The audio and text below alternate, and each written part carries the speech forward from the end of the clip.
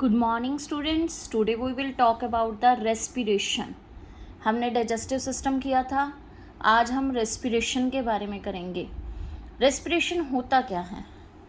What is the meaning of respiration? Respiration is a biological process in which the breakdown of the organic compound take place in a stepwise oxidation process and energy is released. एक biological process है जिसमें organic compounds का breakdown होता है और उसमें क्या होती है, एनर्जी रिलीज होती है। सेकंड है कि रेस्पिरेशन के थ्रू हम गैशियस एक्सचेंज कर देते हैं, inhale and आउटहेल of the carbon dioxide. Inhale किसका करते हैं हम लोग? ऑक्सीजन का।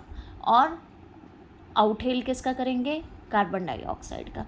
That is the exchange of gases. जो रेस्पिरेशन है that is the internal process कि लंग्स तक जाती हैं, ऑक्सीजन इनहेल होकर और कार्बन डाइऑक्साइड बाहर की तरफ आती हैं, जिसके थ्रू हमारा रेस्पिरेशन अक्कर होता है। साइलेंट फीचर्स कौन से हैं रेस्पिरेटरी ऑर्गन्स के? कि लार्जर सरफेस एरिया है, for greater rate of the diffusion of respiratory gases. Diffusion भी उतना ही यानी कि ज़्यादा रेट से होता है गैसेस का से। और जो थिन परमिएबल वॉल्स हैं ensure the diffusion and exchange of gases. Third है blood supply extensive. Respiratory organs are richly supplied with blood vessels for the quick transport for of gases. यानी कि ये कॉमन फीचर है respiratory organ के कि जो respiration में help करते हैं और कैसे कैसे रेस्पिरेशन अक्कर होता है, किस तरह एक्सचेंज ऑफ गैसेस होएंगी, ये सारा हम इसमें पढ़ेंगे। सबसे पहले है कि रेस्पिरेशन और ब्रीथिंग में क्या डिफरेंस है।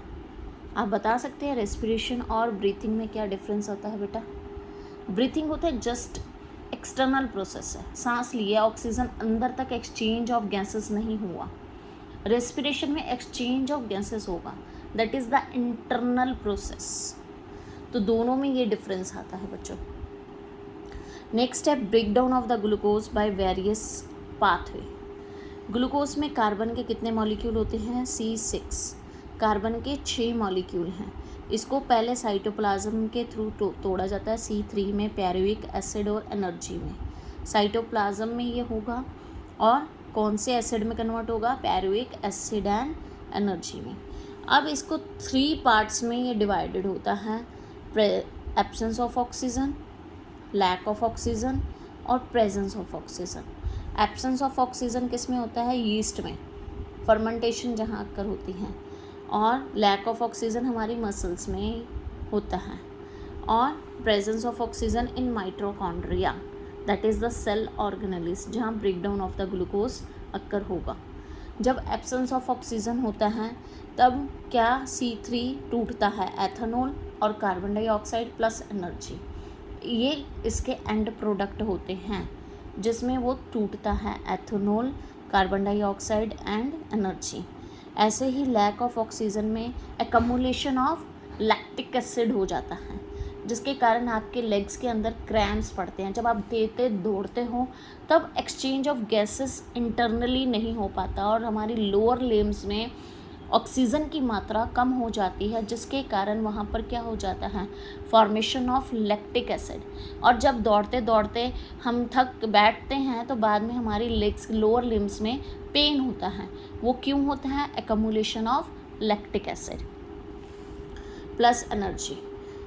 तो ये मसल्स में होते हैं क्योंकि लोअर लिम्स में ऑक्सीजन की मात्रा नहीं जा पाती। इन माइटोकॉन्ड्रिया में प्रेजेंस ऑफ ऑक्सीजन में carbon dioxide, water and energy, ये 3 उसमें डिवाइड होता है। नेक्स्ट स्टेप क्या आता है इसमें? Aerobic and anaerobic respiration. Aerobic respiration जो प्रेजेंस ऑफ ऑक्सीजन में होती है, जो मैंने अभी माइटोकॉन्ड्रिया में आपको बताया कि माइटोकॉन्ड्रिया और साइटोप्लाज्म में होती है, और इसमें मोर एनर्जी रिलीज्ड होती है जब एरोबिक रेस्पिरेशन होता है। और एंड प्रोडक्ट क्या थे? Carbon dioxide and water. Anaerobic respiration आपकी take place in the absence of oxygen. Ethanol और कार्बन डाइऑक्साइड क्या है? इसके एंड प्रोडक्ट हैं और इसमें less amount of energy is released होती है और take place only in the cytoplasm. ये सिर्फ साइटोप्लाज्म में प्रेजेंट होता है। इन एनिमल्स में रेस्पिरेशन कौन कौन से एनिमल किस तरह रेस्पायर करते हैं? फिश गिल से करती है, फ्रॉग स्किन से करता है, एयर ट्यूब्यूल्स और ट्रैकिया से कॉकरोच करते हैं, ट्रैकिया कहते हैं जिससे वो रिस्पायर करते हैं, और लंग से ह्यूमन बींग्स करते हैं। जो टेरेस्ट्रियल ऑर्गेनिजम्स हैं, टेरेस्ट्रियल होते हैं जो लैंड पे रहते हैं, जैसे हम एनिमल्स डॉग कैट हम लैंड पे रहते हैं ना, तो use atmospheric oxygen for respiration.